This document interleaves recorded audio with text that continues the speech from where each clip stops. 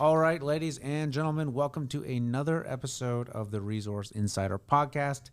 Today we are doing an update on one of the Resource Insider portfolio companies, a company called Golden Shield Resources, a company that I have been a shareholder in for some time now, a significant shareholder. It's a company I'm very excited about and have put a lot of my own money into, and I'm keen to see what they have to say today. They've released some really interesting results of late. And if I have one criticism of this company, I would say it's that almost nobody knows what they're doing and how interesting and good these results are. So the goal today is to remedy that and start telling people a little bit more about what Golden Shield is. And there's no one better to do that than the executive chairman, Leo Hathaway, who's joining me today. Leo, how's it going? It's going good. It's going good, Jamie.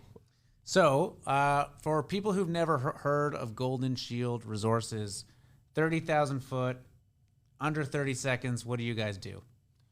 We look for gold in Guyana. We have three projects. The flagship's Marudi, which is high-grade gold. We're exploring a zone called Mazoa Hill, which is wide open, and we're expanding it as we speak with drilling. Okay, so exploration for gold in Guyana.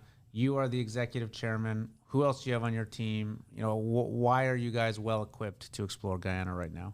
Well, me personally, I've been interested in Guyana for a long time, and I've been working in the Canadian capital markets for a long time. Hilbert Shields is the president and CEO. He's a Guyanese by birth, but a naturalized Canadian citizen, and he really knows his way around Guyana. He's a great geologist. He was VP Exploration for Golden Star, which was a large mining company born out of Guyana. He found all their projects, managed 21 projects in Guyana with exploration budgets of $60 million US a year. So he knows his way around Guyana. He knows all the projects. He knows all the people. He's really a linchpin of the team. We have Colin Porter, who has 25 years experience in West Africa, which is the same rocks. They basically split apart when the Atlantic Ocean opened up. And we have a lot of other good people on the team. The only other person I would draw attention to is Alison Redford, who's the ex-premier of Alberta, and she came to us because she's doing work for the Canadian government in Guyana on the oil and gas side, and she was interested in what we were doing with Golden Shield. And she's one of your directors, correct? That's right. Okay, and you yourself are a geologist as well, right? With lots of experience throughout Latin America and the Lumina Group in particular. Why, you mentioned to me in one of our early conversations that you've been dying to get into Guyana for like decades now. Why did it take so long? The reason it took so long is because Guyana is a small country. It's 750,000 people, 300,000 in Georgetown. Yeah. So unless you know somebody like Hilbert, who knows his way around, knows all the people, knows the underlying property owners, it's very hard to get into. It's not like other countries where you can just fly in and meet with lawyers and figure it out. Because there's several exploration and mining companies operating in Guyana. They have seen varying degrees of success, right? And we've seen companies go in that have decent to good projects and still have a hard time succeeding there. And does that come back to kind of what you're talking about here, having the ability to have someone who can navigate local governments and national governments and actually get things done on the ground?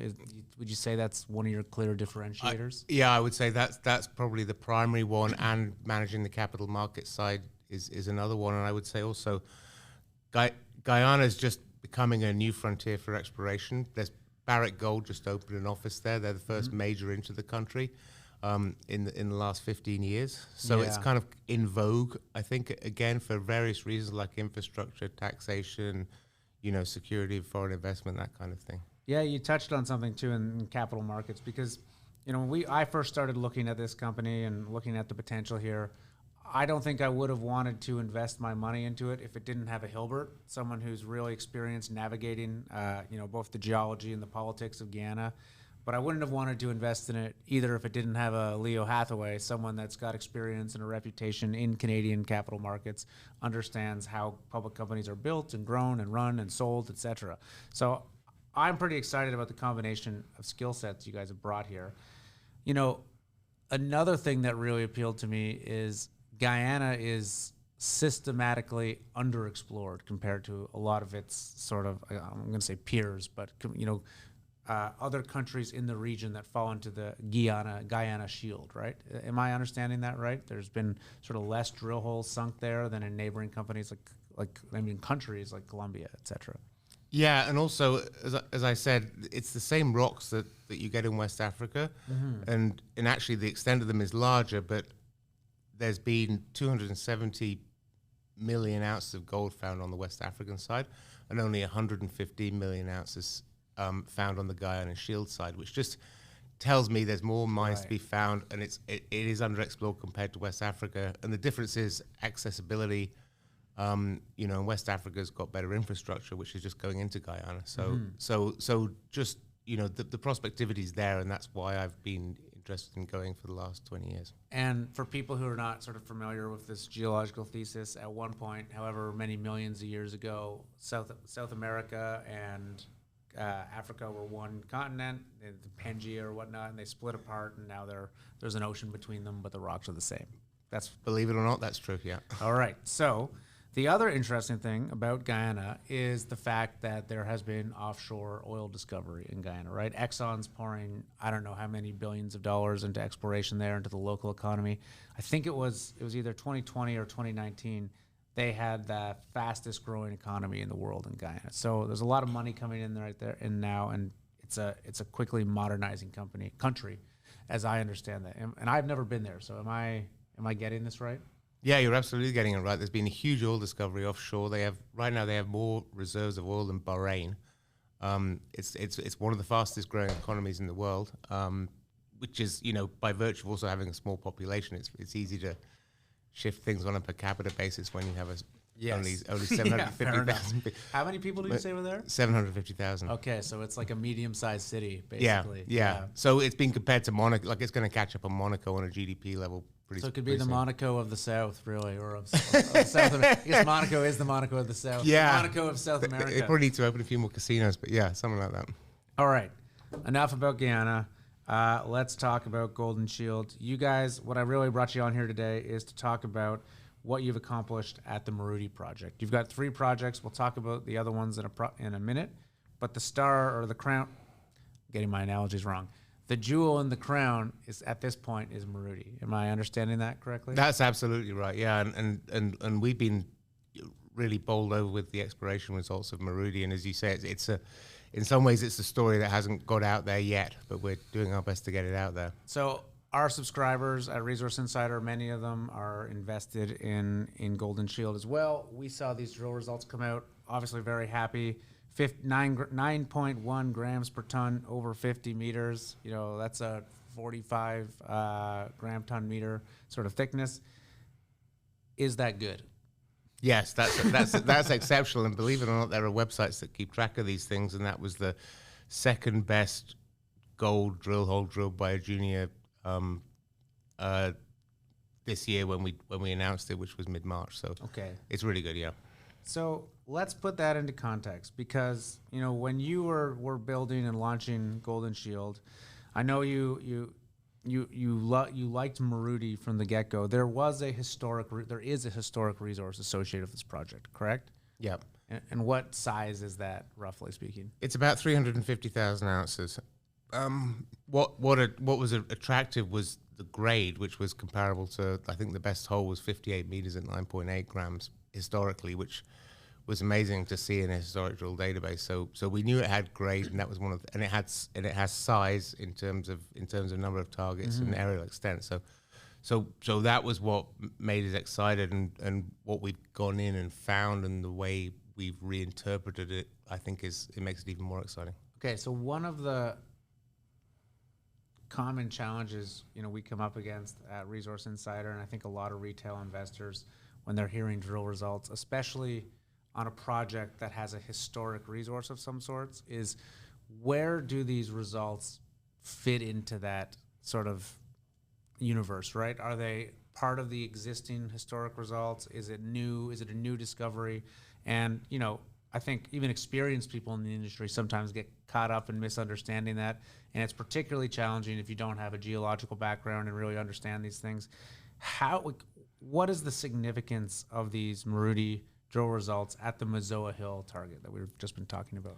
Well, the resource that existed there was an open pit resource, so it was constrained by an open pit that was modeled, and all of these drill intercepts are outside of that. So we know we're expanding that resource, and it's wide open to depth, and we keep stepping out and hitting it. So it's it's. So they're new.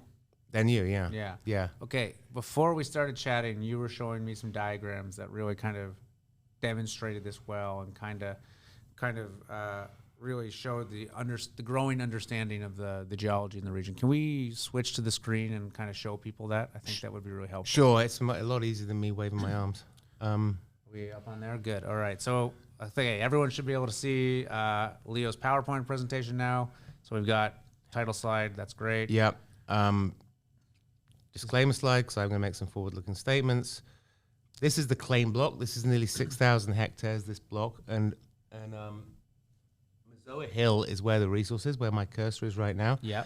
And the other yellow dots are undrilled prospects that we have on the property that we have yet to get to. So to put this into context for people, that entire block is the Maruti project. That's right. Mazoa Hill is one target on that project. That's correct. All right, good. So you've been drilling Mazoa. That's where the previous resource had been. You guys are kind of seeing mineralization, ore grade mineralization outside of that.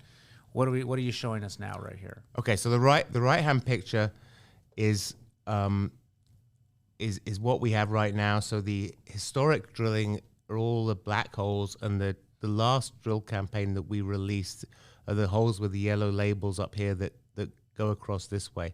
Mm-hmm. And we didn't really think the previous operators had drilled in the optimal direction, which is why we drilled these holes to cut across this upper limb, as you can see here. What was unexpected to us is, if I switch the diagram on the left, we and the previous operators thought this was basically a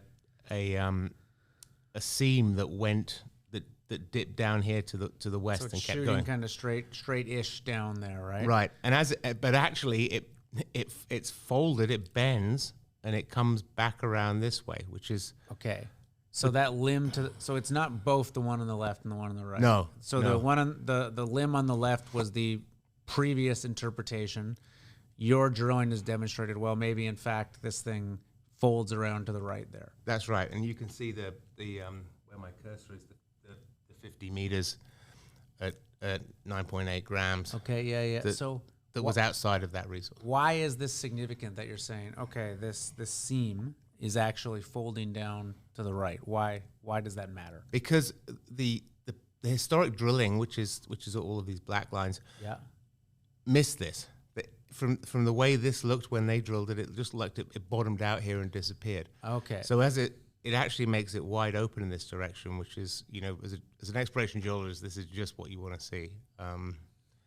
So we know there's more gold there, and potentially a lot more gold, depending on how future results turn out. Yeah. So this diagram on the left is a slice of that hole we got previously, and the drilling we're doing right now is we've just completed these 3 holes to drill across it and get the true thickness and the true shape of this. Yeah. And then step down dip from it and find these true thicknesses, and all of these will add resources outside of the previous resource. Let's dive into that a bit, because this was one of the comments that you were clear to point out in the press release that announced these results, that the drill hole likely doesn't represent the true thickness of this seam. For people that understand, for people who don't have a geological background, what is true thickness? So true thickness is if you cut across something at 90 degrees, it's the smallest thickness you can get, essentially. Yeah. So John, can you show that camera there on me? So if my arm is a seam drilling right through it, that's true thickness here, right? Yeah. Whereas if we were to come at an angle and go through it, you're going through a longer portion of mineralization that may kind of synthetically seem bigger than it actually is. Exactly. That's the premise? Okay. Yeah. So I just want to put that into context for people, because we throw these terms around all the time, and it's not necessarily intuitive. So when we say the drill hole, that sort of 50 meters at 9.1 grams per ton is not necessarily or not likely the true thickness at Mazoa Hill. The implication of that is, okay, the gold grading mineralization might not be 50 meters thick. Yeah. Well, likely the grade is the same, but the thickness is different. And the grade is the same, but the thickness. and you might can be see on this diagram on the left,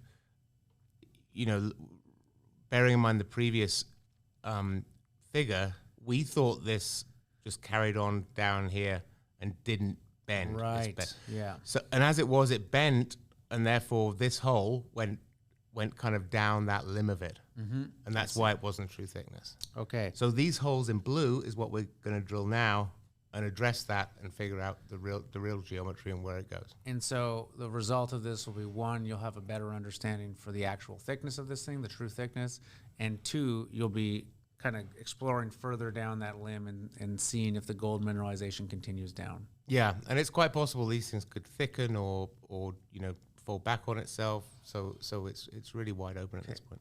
I want to kind of help paint a picture for what we're actually looking at here, because I mean, we're looking at a screen. There's a yellow line on there. That looks great, I guess.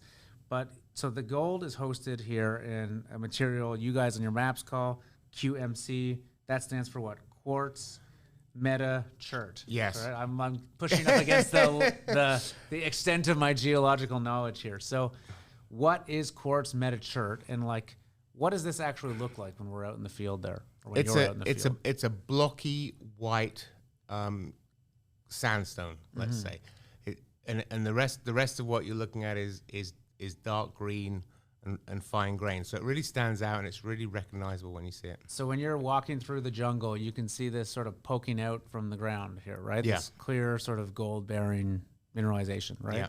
And you're calling it a seam, or is that the right expression, or is there a better one?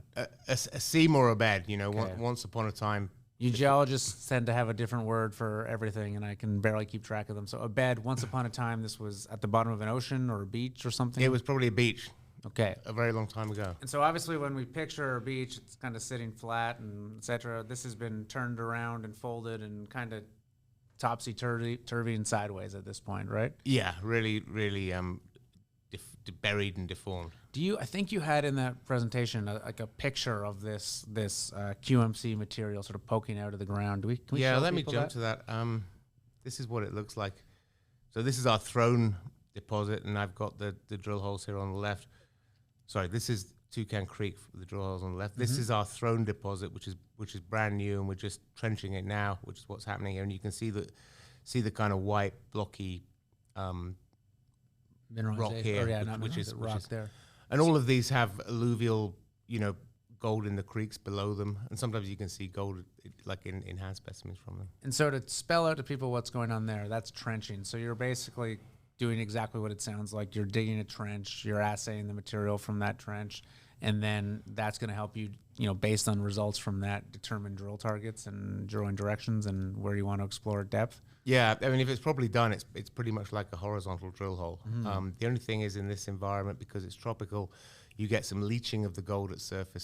So the gold grades that you get in the trench are going to be a bit reduced compared to when you drill underneath it. Okay, so just because of how wet it is and how is that yeah, why? Millions of years of the water table going up and down and being rained on. If you get slightly acid groundwater or other variants, it can dissolve the gold. So what kind of gold grades would you be looking for at surface that you'd be like, okay, this is pretty interesting, we need to look deeper there? Well, that's a good question, because but say 100 ppb would be very interesting. Okay. That would be a drill target. 100 parts per billion. And yeah, so what is 1 gram per ton in parts per billion? 1,000. 1,000. 1 grams per ton is 1 ppm. So it would be 1/10 of a gram per ton. Okay. Yeah. Good. Yeah, just to put into context for right. people how low those are.